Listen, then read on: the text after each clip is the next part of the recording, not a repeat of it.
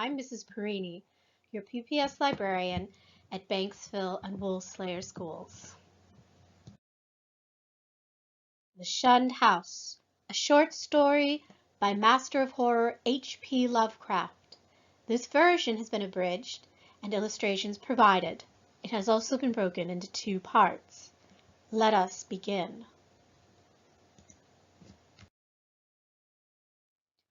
What I heard in my youth about the Shunned House was merely that people died there in alarmingly great numbers.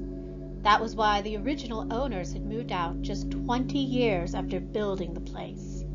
It was plainly unhealthy, perhaps from the damp, or the fungus in the cellar, drafts in the hallway, or the quality of the well and pump water.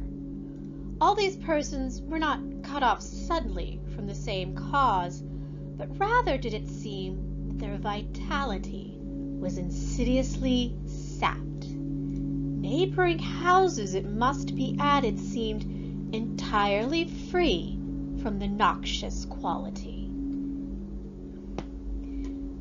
In my childhood, the house was vacant, with gnarled and terrible old trees, and nightmarishly misshapen weeds in that high terraced garden where birds never lingered. Brave indeed was the boy who would voluntarily ascend the ladder into the attic, a vast, raftered length, lighted only by small windows in the gable ends. But after all, the attic was not the most terrible part of the house. It was the dank cellar which exerted the strongest repulsion on us. For one thing, the bad odor was strongest there. For another thing, we did not like the white fungus growths that grew there, truly horrible in their outlines, and unlike anything we'd seen elsewhere. They rotted quickly and took on a phosphorescent glow. We never, in our wildest Halloween moods, visited the cellar at night. But in the daytime we could see the phosphorescence. There was also a subtler thing we noticed. A cloudy whitish pattern in front of the fireplace would take on an uncanny resemblance to a doubled up human figure. On one rainy afternoon, when the pattern was strongest, I glimpsed a kind of thin, yellowish, shimmering exhalation rising from it toward the yawning fireplace. Not until my adult years did my uncle set before me the notes he had collected concerning the Shunned House. Dr. Whipple was a sane, conservative physician of the old school.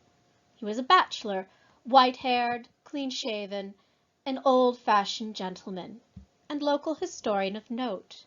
When in the end my insistent pestering and maturing years evoked the hoarded lore I sought, there lay before me a strange chronicle. Drearily genealogical as some of it was, there ran through it a continuous thread of brooding, tenacious horror, which impressed me even more than it impressed the good doctor. The Shunned House, it seems, was first built and inhabited by William Harris and his wife Roby, with their children Elkanah, Abigail, William Jr., and Ruth. Harris was a successful merchant in the West India trade and had recently been made master of the brig Providence, allowing him to build the new home he had always wanted. Harris hastened to move in before the birth of his 5th child, which Roby was expecting. That child, a boy, came in December, but was stillborn. Nor was any child born alive in that house for a century and a half. The next April, sickness occurred among the children, and Abigail and Ruth died before the month was over. The doctor diagnosed it as a childhood illness, but others say it was more of a wasting away. In any event, it seemed to be contagious. for the servant Hannah Bowen died of it the following year. Eli Leedison, the remaining servant, complained of constant weakness. He died the next year, a sad year indeed, for it marked the death of William Harris himself. The widow, Roby Harris, never recovered from the shock, and when her eldest child, Elkanah, died 2 years later, it was the final blow to her reason. In 1768, she fell victim to insanity and was confined to the upper part of the house. Roby's older sister, Mercy Dexter, moved in to take charge of the family. Mercy was a plain, raw-boned woman of great strength. In this same year, the servant Mehetabel died, and the other, preserved Smith, left, with only some wild tales and complaint that he disliked the smell of the place. For a time, Mercy could hire no more servants, due to the 7 deaths in case of madness, occurring in only 5 years' time. Ultimately, she obtained new servants from out of town, Anne White, a morose woman from Exeter, and a capable Boston man named Zenas Lowe. It was Anne who first gave definite shape to the sinister talk, but her tongue was perniciously active, and within a year Mercy fired her. She was replaced by the amiable Maria Robbins. Meanwhile, poor Roby Harris, in her madness, gave voice to dreams of the most hideous sort.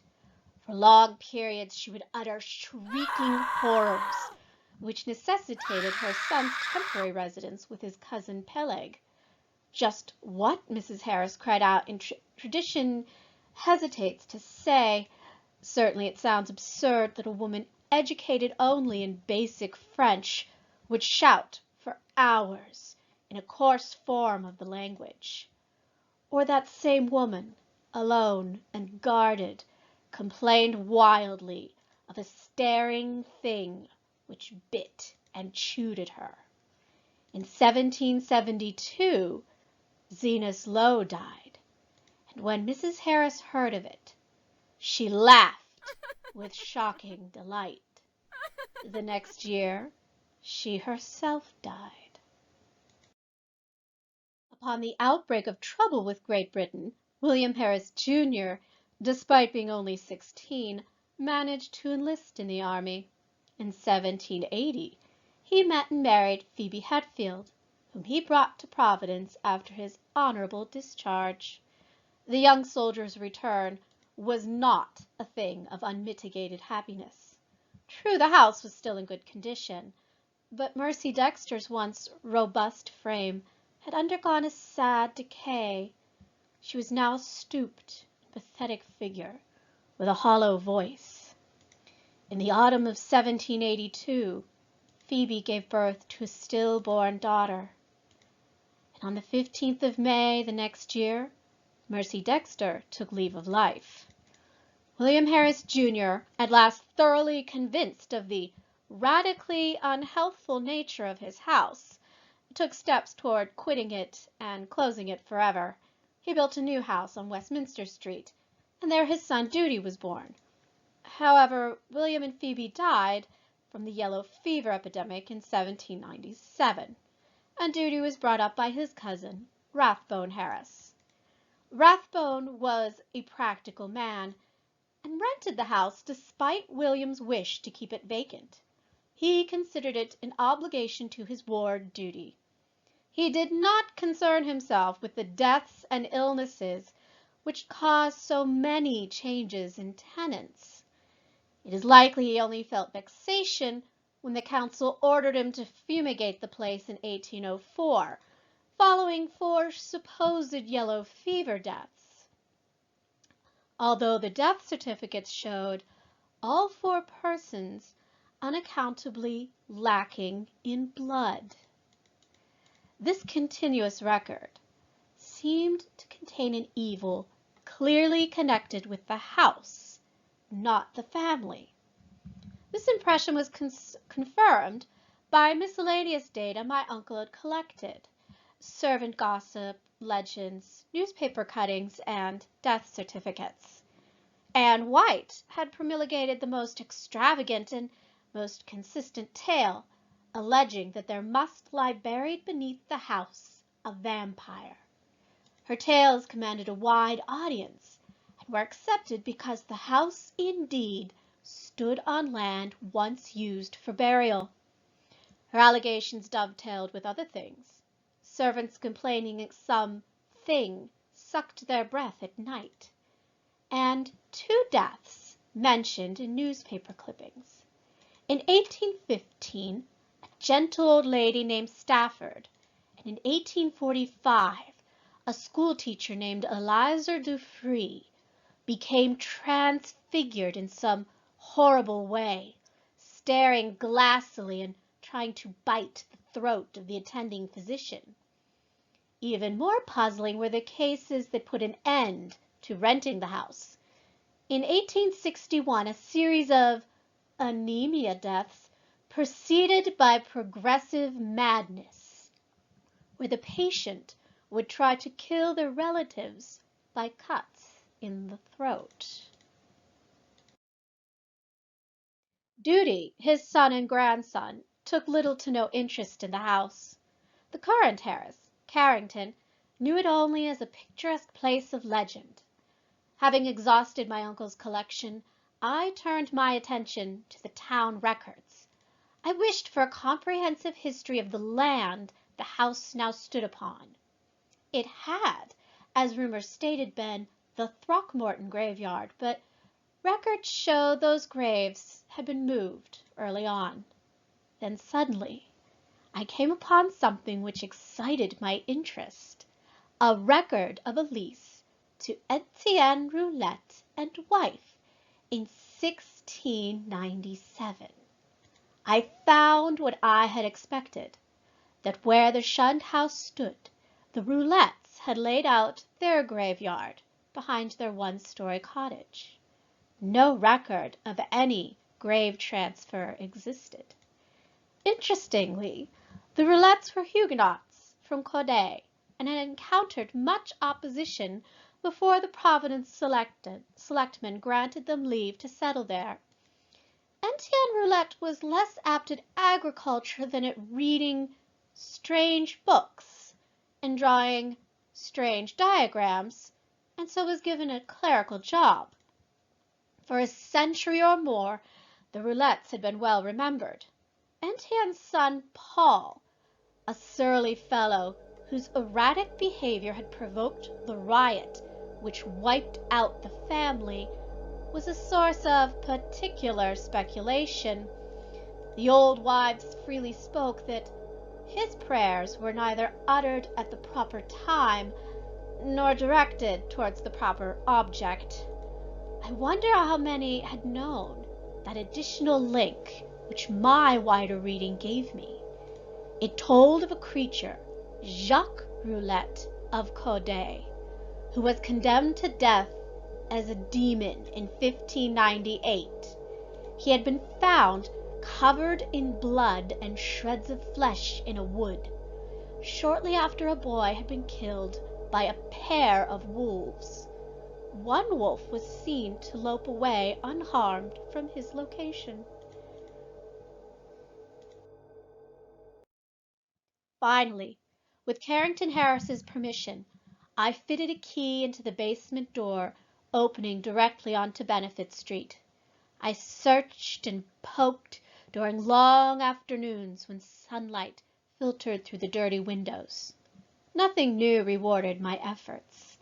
At length my uncle suggested I try the spot nocturnally. One stormy midnight I ran a flashlight over the moldy floor. I was almost prepared when I saw a sharp outline of the huddled form, and again I saw the thin, yellowish, shimmering exhalation which had startled me years before. Above the moldy patch it rose. Almost luminous, it seemed to develop vague and shocking suggestions of form. It was truly horrible, and as I watched, I felt in turn it was watching me, greedily, with eyes more imagined than visible. When I told my uncle, he was greatly excited, and after a tense hour of reflection came to a definite and drastic decision. He insisted that we both test, and if possible destroy the horror of the house, by joint night or night's vigil in that musty, fungus-accursed cellar. Want more? Check out the Shunned House Part 2 to find out what this deadly house has in store.